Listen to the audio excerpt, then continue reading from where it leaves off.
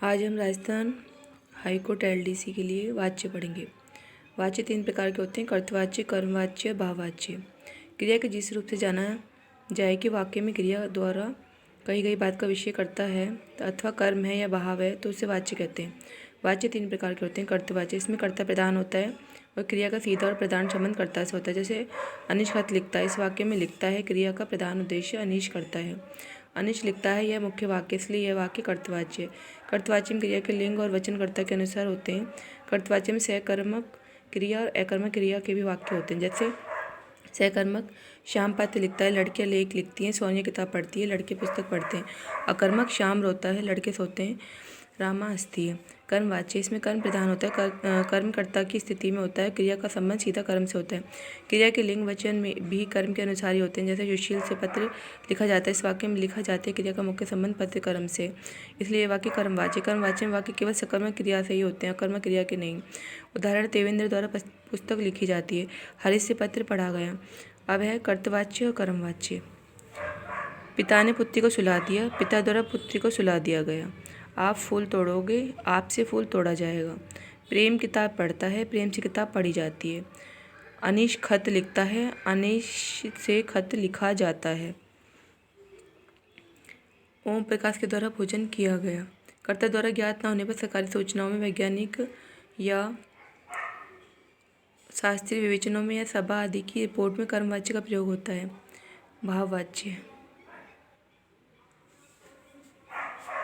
इसमें भाव धातु के अर्थ की ही प्रधानता होती है, कर्ता या कर्म की नहीं। इसमें क्रिया सदा एकवचन पुल्लिंग अन्य पुरुष में रहती है। इसका अधिक प्रयोग निषेधार्थक वाक्यों में होता है। जैसे चला नहीं जाता, बैठा नहीं जाता, इसमें केवल अकर्मक क्रिया के वाक्य ही हो सकते हैं, सकर्मक क्रिया के नहीं। कर्मवाच्य में केवल सकर्मक क्रिया का प्रयोग होता है, क्योंकि भाववाच्य में क्रिया अकर्मक होती है, इसलिए कर्म नहीं होता है। कर्म न होने के कारण क्रिया के भाव को कर्ता बना लिया जाता है। प्रधान कर्ता के सामने से लगा दिया जाता है। जैसे लड़का खेलता है, लड़के से खेला जाता है। कर्तवाच्य से कर्मवाच्य बनाने की विधि। कर्तवाच्य में कर्ता के साथ कोई विभक्ति लगी हो तो उससे हटाकर से या द्वारा या के द्वारा विभक्ति लगा दी जाती है। कर्मवाच्य में कर्ता की अपेक्षा कर्म को प्रधानता दी जाती है। कर्तवाच्य क्रिया को सामान्य भूतकाल में परिवर्तित कर दिया जाता है और इस परिवर्तित क्रिया के साथ जाना क्रिया का काल, पुरुष, वचन, लिंग के अनुसार रूप जोड़ दिया जाता है। यदि कर्म के साथ विभक्ति लगी हो तो उसे हटा दिया जाता है। आवश्यकता अनुसार निषेधात्मक नहीं का प्रयोग किया जाता है।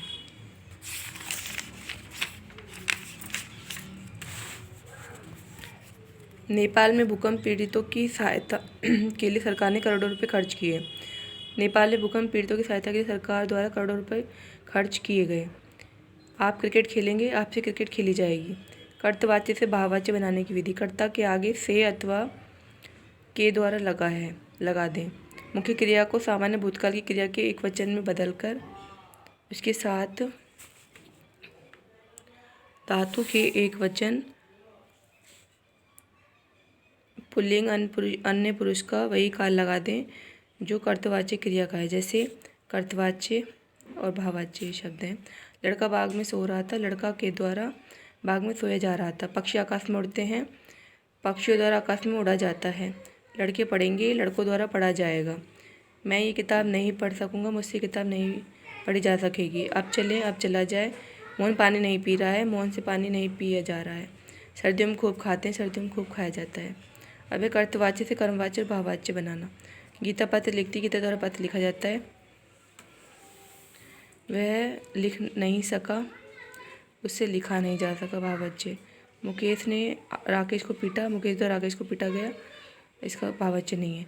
मैं चल नहीं सकूँगा, इसका कर्मवाच्य नहीं है, मुझसे चला नहीं जा सकेगा। अभी क्रिया के प्रयोग। क्रिया के पुरुष, लिंग, वचन कहीं तो कर्ता के अनुसार प्रयोग होते हैं, कहीं कर्म के अनुसार, और कहीं इन दोनों में से किसी के अनुसार भी नहीं होते। इस तरह क्रिया का प्रयोग 3 तरह से होता है। कर्त प्रयोग, शाम किताब पढ़ेगा। कर्मणि प्रयोग, शाम को किताब पढ़नी पड़ेगी। भावी प्रयोग, शाम से अब पढ़ा नहीं जाएगा। कर्त प्रयोग, जिसमें क्रिया के पुरुष, लिंग, वचन कर्ता के अनुसार होते हैं, क्रिया के उस प्रयोग को